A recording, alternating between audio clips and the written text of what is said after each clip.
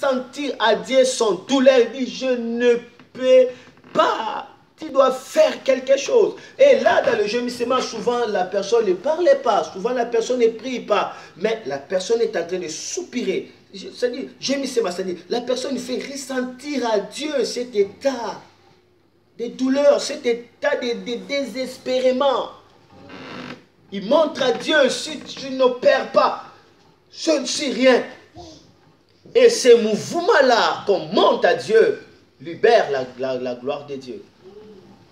Alléluia. C'est important. Moi, je me rappelle la plupart des miracles que j'ai réussi de manière automatique, de manière instantanée, c'est lorsque mon cœur gémissait à la présence de Dieu. Et ça ne tardait pas. La réponse arrive directement. Amen. Parce que Dieu connaît l'impact de ton cœur. C'est la raison pour laquelle lorsque la personne s'humilie dans la prière, il s'humilie, la personne s'humilie vraiment en train de gêner, la personne refuse de manger jusqu'à ce qu'il va voir la gloire de Dieu. Vous allez voir que Dieu va intervenir directement. Pourquoi? À cause du gémissement. Vous savez, Dieu avait dit à Jonas, allez là-bas à Ninive parce que je dois détruire le pays de Ninive. Pourquoi? Parce que le mal a atteint le niveau le plus élevé. Et le prophète Jonas ne voulait pas aller à Ninive parce qu'il savait que s'il allait là-bas, Dieu est un Dieu de miséricorde. Peut-être quelque chose allait se passer. Et Jonas est allé à Tarsis, mais la volonté de Dieu le ramena toujours à Ninive. Imaginez, le prophète vient devant vous et le prophète n'a même pas gêné, n'a même pas prié. Le prophète veut que vous ne puissiez même pas à croire à cette parole pour que Dieu puisse vous frapper. Et Jonas commence à dire, dans 48 jours, Ninive va tomber. Dans 48 jours, Ninive va tomber. Ninive était un pays où il y avait du mal. Les gens étaient cruels. Les gens ne craignaient pas Dieu. Les gens faisaient des choses abominables. Mais lorsque le roi a écouté que Dieu va détruire Ninive, le roi commence à dire, le même Dieu qui avait détruit l'Égypte, si on ne fait pas quelque chose, nous serons finis. Le roi commence à pleurer. Et la Bible dit, le roi publia les jeunes, tout le monde a gêné. Et même les bébés, et même les animaux, tous ont gêné. La Bible dit, il gênait. Qu'est-ce qu'il gênait? Il priait comment? Il ne priait pas, il faisait que crier. Il faisait que crier, il faisait que pleurer. C'était le gémissement. Tellement il criait, il criait, il criait, il criait. Oh, secours, nous sommes perdus, nous sommes perdus, nous sommes perdus. Et Dieu a dit, je ne peux pas détruire Ninive. Parce qu'il y avait des gémissements. Là où il y a le gémissement, l'Éternel agit. Amen. Voyons ce que le gémissement peut faire. Premièrement, nous devons retenir que le gémissement déclenche l'alliance. Le gémissement ravive l'alliance. Lorsque nous gémissons, nous activons l'alliance de Dieu sur nous. Vous savez, Dieu opère avec son peuple à travers l'alliance. L'alliance, c'est une parole que Dieu a fait. L'alliance, c'est un contrat que Dieu a fait de veiller sur son peuple, de bénir son peuple, de faire des grands miracles sur son peuple. Dans l'alliance, Dieu devient le Dieu de ce peuple-là. Et là où l'alliance est activée, Dieu commence à se révéler. Mais nous voyons que par le gémissement, l'alliance est ravivée. Dieu avait parlé à Abraham, il a parlé à Isaac, il a parlé à Jacob, et cela, ça fait 4 siècles. 4 siècles, l'alliance de Dieu sur les enfants d'Israël était encore verrouée. Vous pouvez dire, était verrouée. Et le peuple d'Israël commence à souffrir. Le peuple d'Israël entrait dans le douleur. Les Égyptiens les ont fait des esclaves. Amen. Et pendant que le peuple d'Israël n'arrivait pas à supporter ces douleurs, n'arrivait pas à sa pensée de ça, la Bible dit qu'ils commencèrent à gémir. Et lorsqu'ils ont commencé à gémir, la Bible dit Dieu se souvient maintenant de ce qu'il avait dit à leur père Abraham. Pourquoi depuis longtemps Dieu ne s'est pas souvenu? Parce que le peuple d'Israël croyait qu'il pouvait s'en penser de cette situation. Il croyait, non, on pouvait s'en penser. Oui, cette année, on pouvait s'en penser. On pouvait s'en penser. Et dès qu'il voit que non, rien ne change, il commence à faire quoi? À gémir. Et Dieu se souvient. Regardez, Exode chapitre 2, le verset que nous avons lu. Exode chapitre 2, le verset 24. Écoutez, regardez. La Bible dit, Dieu entendit. Bon, 23. Longtemps après, le roi d'Égypte mourut et les enfants d'Israël gémissaient encore dans la servitude et poussaient des cris. Ces cris qui leur arrachaient la servitude montèrent jusqu'à Dieu.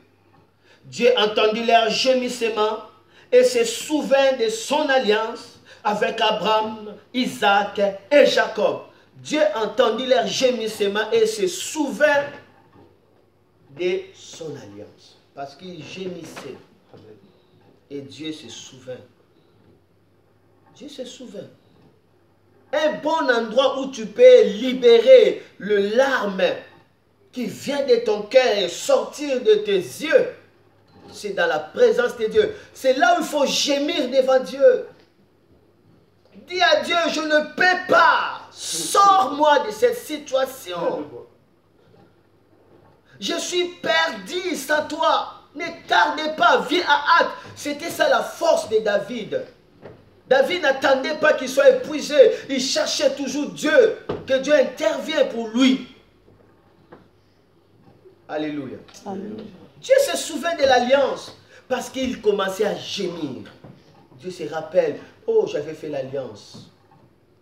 J'avais fait l'alliance de la liberté pour Abraham, Isaac et Jacob.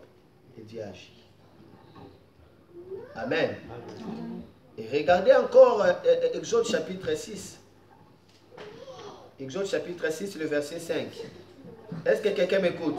Amen. Exode chapitre 6, verset 5. La Bible dit ceci. Dieu dit, j'ai entendu les gémissements des enfants d'Israël, que les Égyptiens tiennent dans la servitude, et je me suis souvenu de mon alliance. J'ai entendu les gémissements des enfants d'Israël, et je me suis souvenu de quoi? De mon alliance. Dieu agit par le souvenir. Nous voyons pour Abraham, pour que Sarah puisse avoir Isaac, la Bible dit Dieu se souvient. Dieu se souvient de Sarah et Dieu lui donne Isaac. Pour Rebecca, Dieu se souvient et Dieu lui donne. Les deux enfants là, non, c'est Rachel, je crois, Rebecca, Dieu se souvient toujours. Et même pour Rachel, Dieu se souvient de Rachel et Dieu lui donne Joseph. Et même pour Anne, la Bible dit Dieu se souvient de Anne et lui donne Samuel. Donc avant que Dieu puisse intervenir, il doit d'abord se souvenir. Et les gémissements poussent à Dieu de se souvenir de vous. Lorsque vous gémissez, Dieu viendra et Dieu va vous souvenir de vous. Dieu va frayer un chemin pour vous.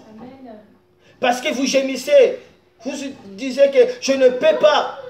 Je ne peux pas et je ne peux pas. Alléluia. Ceci est très important, le gémissement. Dieu se souvient de l'alliance. Lorsque le peuple commence à sentir mal, les peuples sont en marre de cette situation, ils commencent à implorer, de gémisser.